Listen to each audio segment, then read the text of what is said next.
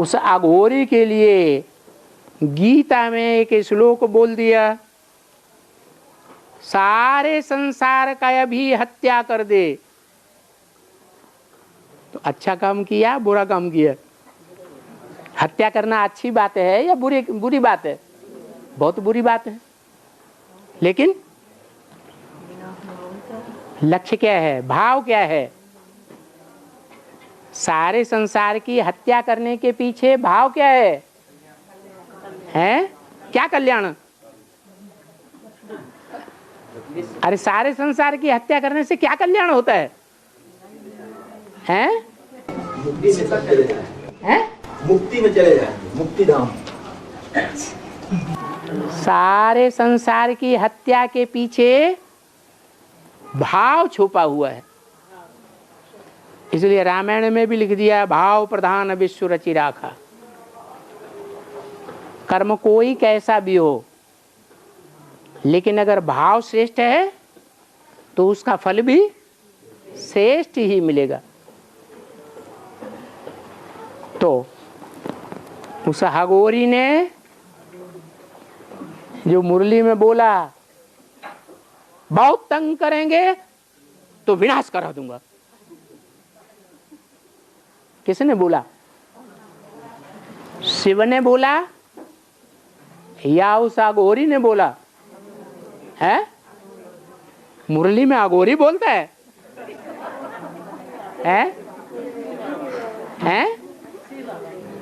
शिव बाबा बोलते हैं। शिव माने कल्याणकारी है या अकल्याणकारी है? हाँ, मुरली में आता है,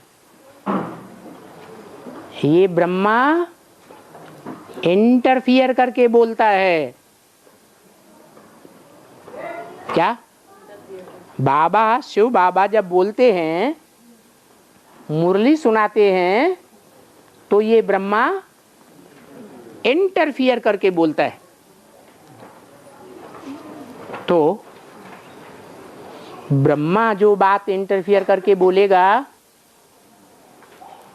वो देवभान की बात होगी या आत्माभिमान की बात होगी? वो देवभान की बात होती है। क्या बात बोली? बहुत तंग करेंगे तो विनाश करा दूंगा। अब विनाश कौन कराता है? शंकर। शंकर के लिए गाया हुआ है, शंकर द्वारा विनाश। लेकिन शंकर कौन है? विनाश कराने वाला कौन? वो शंकर कौन? शंकर माने क्या है? हाँ, मिश्रण। शिव भी है, उसमें ज्ञान चंद्रमा भी है, और उसमें दिलाराम राम भी है। दिला शिव नहीं कहा जाता, क्या कहा जाता? दिला कृष्ण नहीं कहा जाता, दिला ब्रह्मा नहीं कहा जाता, क्या कहते हैं? दिलाराम। तो आराम देने के लिए कोई तो निमित्त बनता है कि अपने आप सारी दुनिया को आराम मिल जाता है? निमित्त तो बनना पड़े। तो तीन आत्माओं का संगम जिस पर्सनालिटी में होता है, उस पर्सनालिटी के लिए बोला शंकर द्वारा विनाश। तो तीन आत्माओं में विनाश कराने के निमित्त कौन है?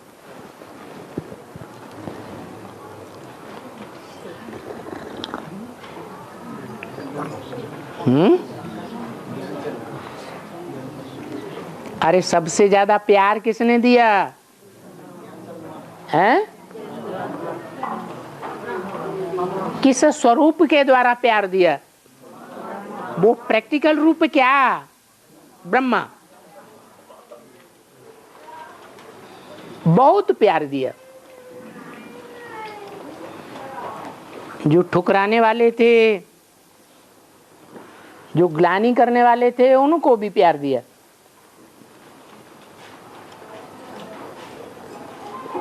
और जिनको प्यार दिया उन्होंने उसको क्या दिया बदले में? क्या दिया बदले में? उतना प्यार दिया नहीं दिया। तो प्यार नहीं दिया तो हिसाब किताब कब पूरा होगा? अरे एक प्यार ही प्यार देता है और सामने आने वाले उतना प्यार देते नहीं, कोई कम कोई ज्यादा। मन दुख सभी ने दिया। तो जो दुख देने का हिसाब किताब बना बच्चों के द्वारा, ऐसी श्रेष्ठ आत्मा को